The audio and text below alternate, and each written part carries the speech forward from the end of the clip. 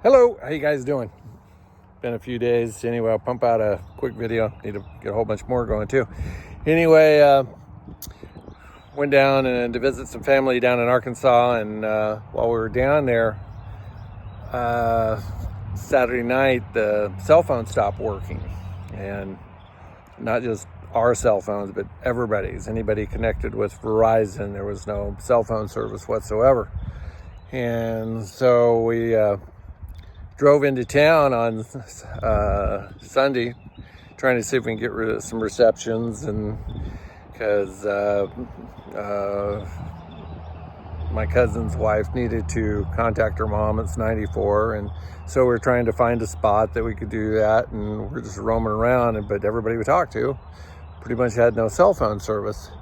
And we're able to kind of momentarily get a connection, just long enough to send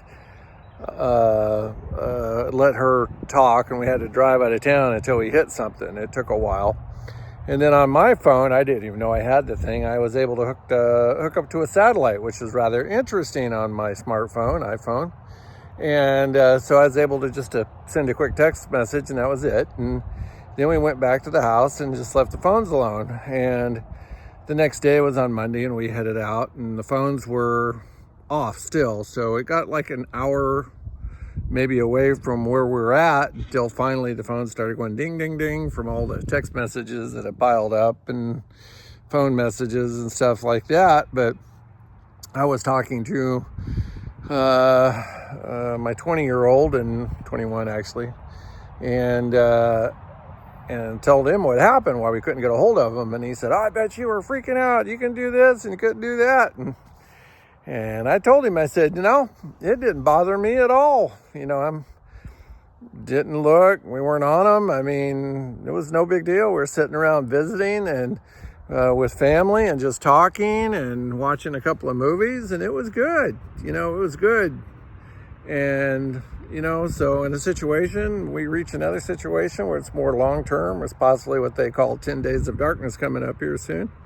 I can live. I mean, it'll be disappointing, maybe not to make some videos or possibly not talk, but, it will give me the opportunity to really focus on who I'm with, which I probably in some ways am trying to do anyway, because I know that Jesus wants us to have close relationships. And this is only a temporary life anyway, and we need to be the most awesome people that we can be in the things of God and promote the love of Jesus Christ. And no greater love than to lay down one's life for a brother. And, when Jesus, the Son of God, laid down his life for us. And that's what we should be promoting is, this is just a temporary world. And, I lost my mom, lost my dad, and lost my wife in a short time. And I lost some relationships too, because I chose to remarry and marry a young lady. So I'm aware of what loss is, but I'm also aware of what it is to move on and to live.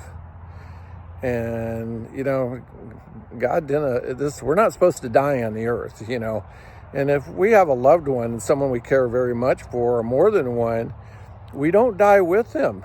The idea is to live the life that you got and to achieve.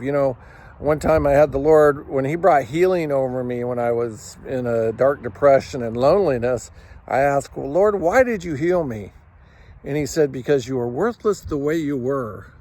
And, a good thing is to look at your life right now, and are you useful or are you worthless? You're so wrapped up in yourself. Are you worthless?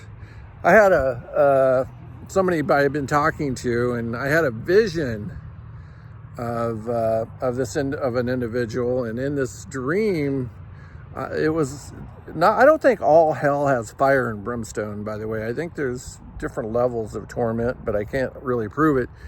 But this torment was, this person was in the bedroom. They were sitting on their bed. There were no doors, no windows. It was a box.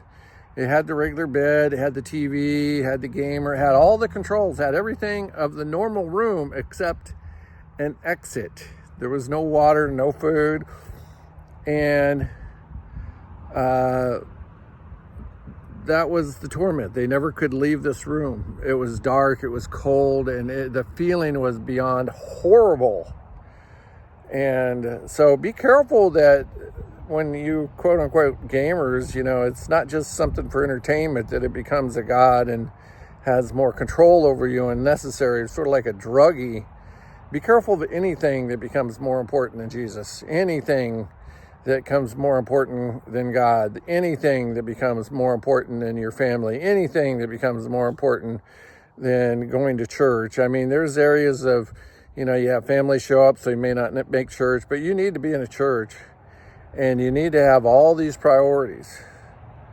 And you want to love God with your mind, body, and spirit. Everything in you. You might just want to be excited. And you're thinking, I'm not getting answers.